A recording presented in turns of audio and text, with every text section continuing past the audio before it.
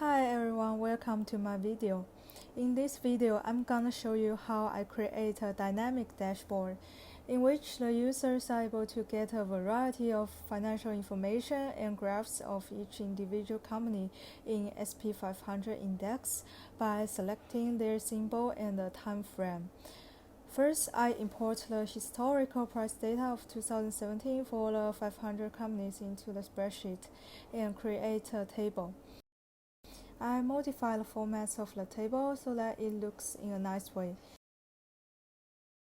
Second, I import the data of the information of the companies into the spreadsheet and created a second table. Then in the Summary tab, I insert a drop-down list to display all the symbols by using data validation.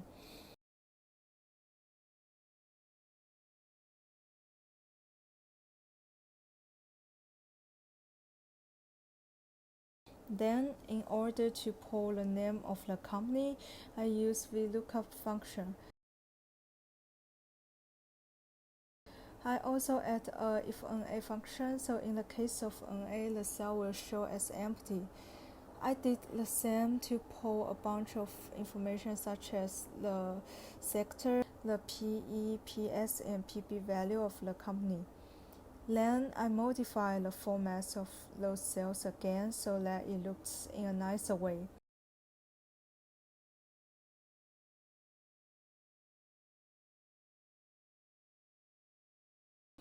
I also create the form 2 cells so the users can put in the time frame that they want to search for the information.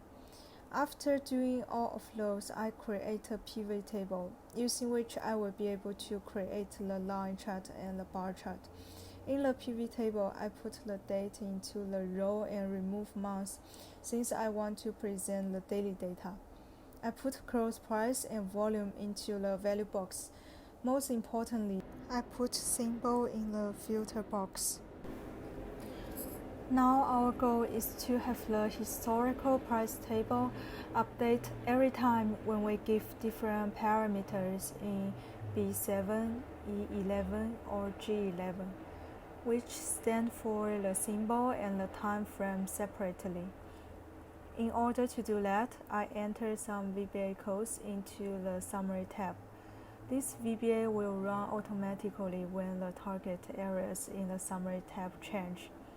Here, if one of the areas among B7, E11, or G11 change, VBA will call the Update Price Data module. Now let's check out the Update Price Data module. First, I declare the variables of symbol, start date, and end date, which store the value of the Summary tab B7 cell, E11 cell, and G11 cell. Then I apply the filters into the price table that we just created.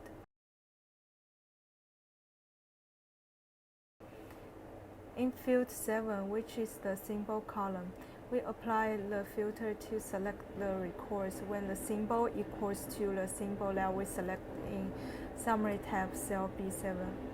In field 1, which is the date column, we apply the filter to select the records when the date is between the start date and the end date.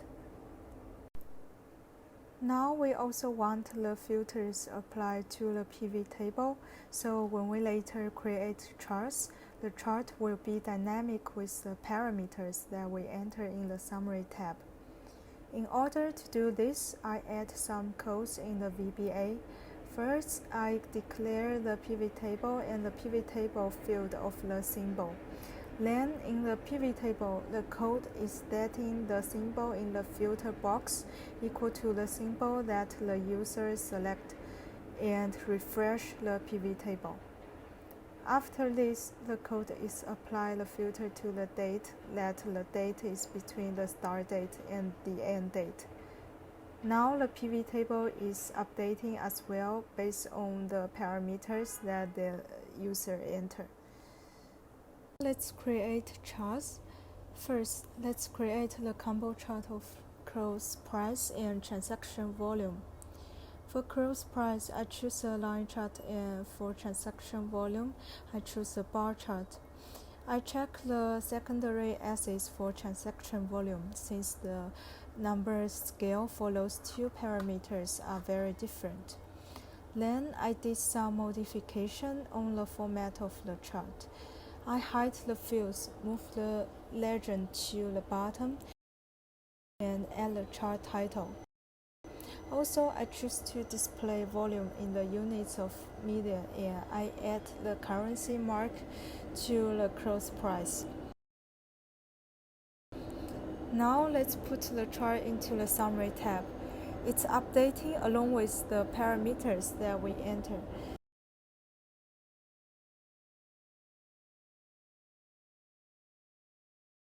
Let's now insert the open, high, low, close chart by selecting column date, open, high, low, and close. I did a similar modification to the chart title and chart axis.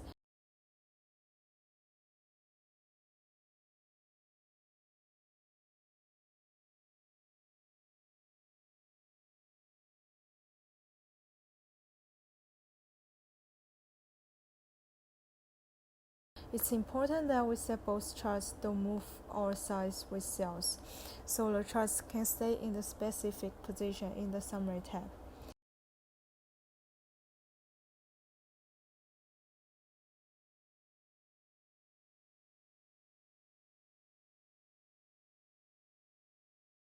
Last but not least, let's hide column L since it's an extra information here.